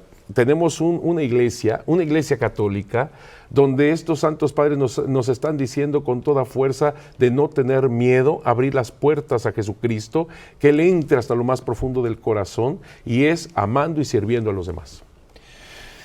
Monseñor, un tema que me gustaría abordar. Usted ha tenido el privilegio de combinar sus estudios, digamos, bastante eruditos, históricos, sobre el gran don y el misterio guadalupano, luego conectado con la historia y con los milagros relacionados a la canonización de San Juan Diego. Yo no conocía los detalles dramáticos, pero enormemente emblemáticos del milagro que lleva a la canonización de San Juan Diego, porque involucra a un joven, y a un joven desesperado, que es una especie de emblema, sí, de la juventud de hoy, sí, ¿no? Y en consecuencia, cómo la respuesta guadalupana, digamos, es una respuesta especialmente para los jóvenes, digo para todos, pero especialmente para los jóvenes. Al mismo tiempo, usted ha combinado un trabajo pastoral constante. Está usted en contacto con fieles, con personas. Digamos, nosotros sabemos, y usted lo ha dicho en los programas anteriores, el que convierte los corazones es el Señor. Él es el dueño de los corazones. Sin embargo, lo hace a través de una madre llena de ternura que nos sirve, digamos, de puente de regreso a casa, que es la casa del Señor. ¿Tiene usted recuerdos o anécdotas o ejemplos de conversiones que podríamos llamar, toda conversión es a Jesús, pero conversiones que podríamos llamar guadalupanas, de personas que digamos, alejadas de la fe, o incluso contrarias a la fe, o fóbicas a la fe, o desilusionadas, han encontrado en el encuentro personal con la Virgen de Guadalupe, a veces a la vuelta de la esquina, es decir, de formas completamente inesperadas, haber recuperado la esperanza y el amor al Señor y el celo apostólico? Hay muchos ejemplos que yo he vivido de gente que no tiene un bebé, que hablamos, que oramos, que le pedimos a la Santísima Virgen de Guadalupe, y tienen este don maravilloso de recibir la vida. Hay ejemplos, cantidad de ejemplos de personas que no creían definitivamente, entre otros, por ejemplo, el jefe de Aste Tosman. Aste Tosman es el científico, todavía vive, le mando un saludo enorme, que logra a través de la computadora confirmar lo que los oftalmólogos ya veían en los ojos de la Virgen de Guadalupe. Creo que es un compatriota mío, ¿no es peruano? Sí, claro, peruano. Claro. Sí. Bueno, ya naturalizado mexicano. Nada más ¿sí? Sí. Bueno. La Virgen de Guadalupe se lo comió al hombre. Algo así. El caso es que los oftalmólogos, que son varios, estamos hablando de más de 20 y tantos, 25 más o menos, que han analizado con sus instrumentos los ojos de la Virgen de Guadalupe, entre otros el tío del actual rector del santuario, Enrique Gleni, el doctor Graue. Él firma la inspección que hace a los ojos de la Virgen de Guadalupe, y es muy curioso porque en un momento dado que está analizando los ojos, se le olvida que está viendo la imagen de la Virgen de Guadalupe y dice él, lo escribe, lo firma, dice que en su mente cruzó el decirle, a ver, haga hacia arriba sus ojitos, o sea, hasta que recupera ahora sí que el sentido, pues ¿cómo? De lo humano, entre comillas, ¿verdad? Que está viendo. O sea, quería pedirle a la Virgen como doctor, ahora levanta sí, los ojitos para... De un momento. Entonces, ahí están firmados muchos de los doctores que han analizado esto, ven la ley de Purkinje-Sassoon, que significa que las imágenes se reflejan en el primer lente que tenemos y en el segundo lente que tenemos están de cabeza estas mismas imágenes. Esa es la ley Purkinje-Sassoon.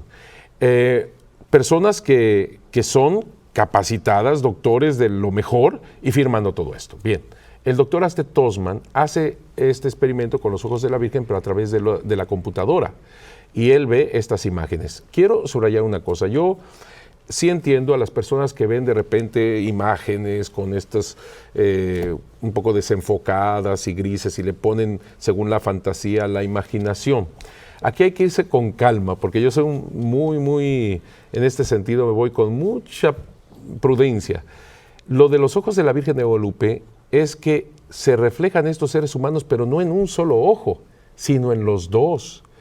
Y se empalman las imágenes de los dos ojos, de una manera impresionante, porque no estamos hablando entonces de una fantasía que alguien haya tenido y ver imágenes humanas, sino que al tomar un ojo, con lo esférico del ojo, la luz y sombra distinto, la inclinación de la imagen, y tomar las imágenes del otro ojo, y ponerlas en medio es donde empalman las imágenes. Es algo sorprendente, de veras. Bueno, el doctor José Luis Martínez Negrete no creía en lo que veía Aste Tosman y se burlaba de él, era el jefe. Y la esposa de Martínez Negrete le dijo, ¿cuál es tu miedo? ¿Por qué no haces el experimento como lo hace José Aste Tosman? A ver, si es un fraude, lo decimos al mundo entero. Y si no, la esposa, ¿eh? Así que hace el experimento. Y si no, le dejó la pregunta así, la interrogante. Ajá, y si no, vago. Ajá. Y entonces hizo el experimento, nos vino a ver, yo tengo grabada esta conversación, en donde nos dice, padre, no me pregunte ni cómo, ni cuándo, ni quién. Pero ahí, en esos ojos, hay reflejos humanos. Es impresionante. Claro, se convirtió el jefe de Aste Tosman. Pero quisiera decir también otra anécdota que a mí me pasó y que me parece que puede ayudar a mucha gente, porque me parece una gran responsabilidad tener este tesoro, enorme responsabilidad.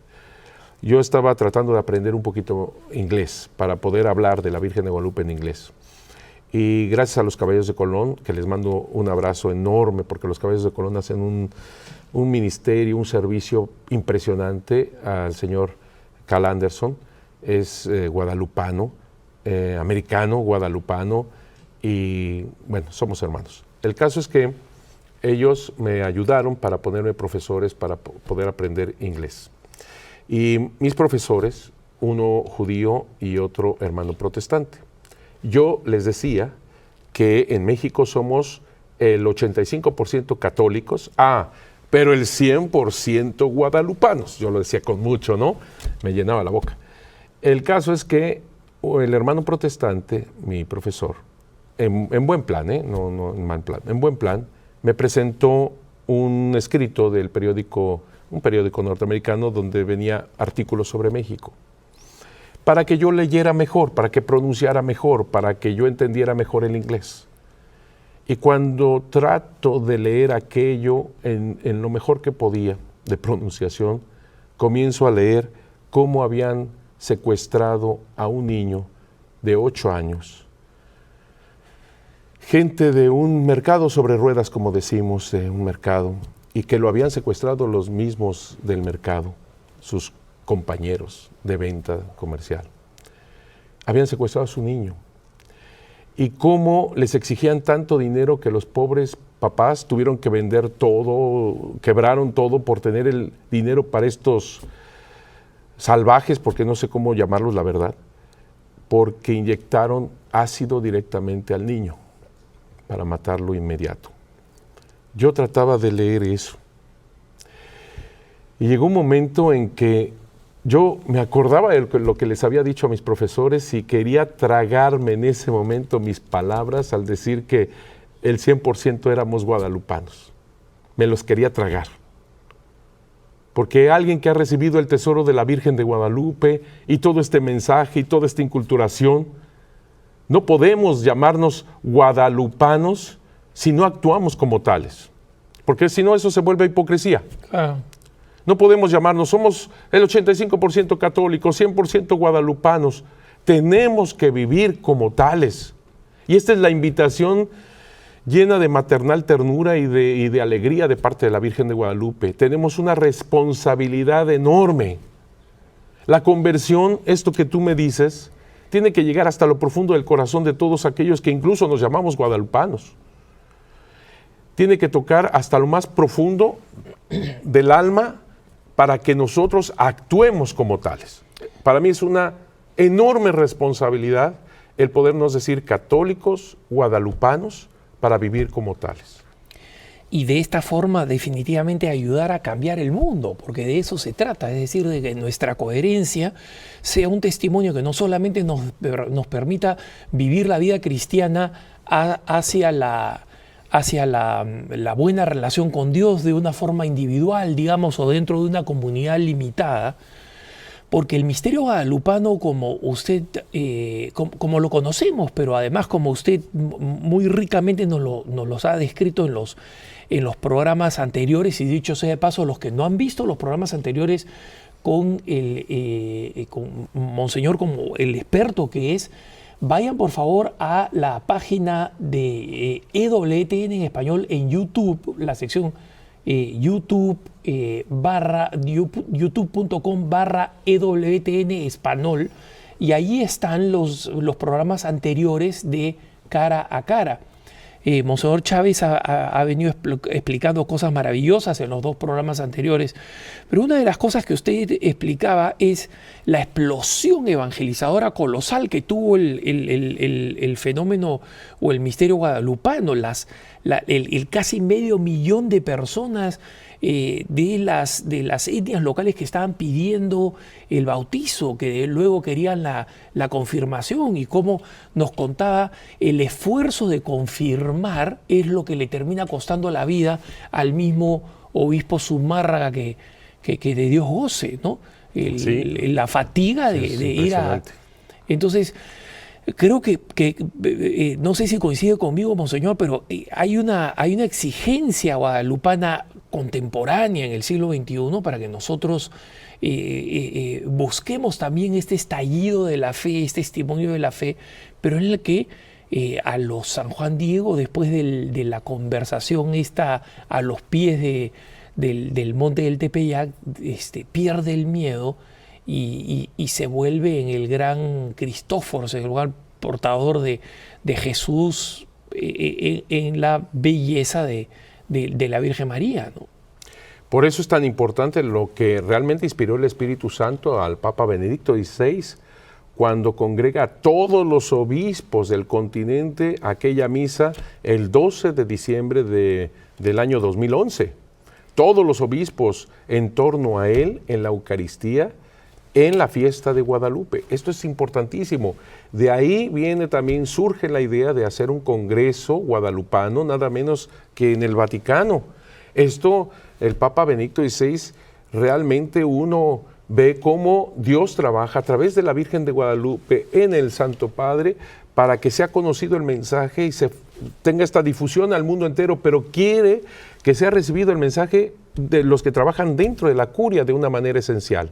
Es Curia Vaticana, que son los máximos expertos, aquellas personas que tienen un estudio concienzudo de todo y cómo es recibido todo este mensaje dentro de este congreso que se celebró nada menos que el 12 de diciembre del año 2012, cuando se decía que el mundo se iba a terminar, se iba a acabar, pues el Santo Padre pone aquella que es la estrella de la nueva evangelización. Y entonces se hace este congreso, gracias también al presidente de la CAL, de la Comisión para América Latina, el señor Ouellet, gracias al secretario ejecutivo, el señor Carriquiri. Gracias a tantos y tantos que intervinieron en esto y gracias a tantos obispos y tantos laicos que estuvieron en ese momento, se hizo este congreso. Realmente fue impresionante. Para mí es un parteaguas para mí también personal. Y ahora se está viendo que posiblemente, ya no posiblemente, quítale esa palabra, porque acabo ahora sí que de estar en esa reunión y ya es una cosa concreta, en noviembre próximo, mediados de próximo noviembre de este año 2013, se tendrá un congreso guadalupano, invitados todos los obispos en la Basílica de Guadalupe. Imagínate. Monseñor, una cosa maravillosa que aconteció en ese evento en el Vaticano el año pasado. ¿Tú estuviste, es que, así es, tuve la bendición de estar. Es que yo fui una de las personas, probablemente usted ya lo sabía, pero yo fui una de la mayoría de personas que estaban en ese evento que tuvo la ocasión de ir a los Jardines Vaticanos y subir a probablemente la parte más alta de los Jardines Vaticanos y descubrir que ya desde varios pontífices atrás, uno de ellos había querido inmortalizar el episodio guadalupano con un indígena mostrando la tilma a un franciscano, obviamente muy influido por la imaginación italiana que pensaba en los indígenas como los nativos americanos, pues Sioux, ¿no? O sea, de los Estados Unidos. Entonces, es un indígena grandote, corpulento, ¿no? Mientras que el obispo Zumárraga es un franciscanito chiquito, ¿no? Que está rodeado mirando. Pero qué emblemático que es que en el punto más alto del Jardín del Vaticano se recuerde ahí con un monumento donde rezamos el rosario, ¿no?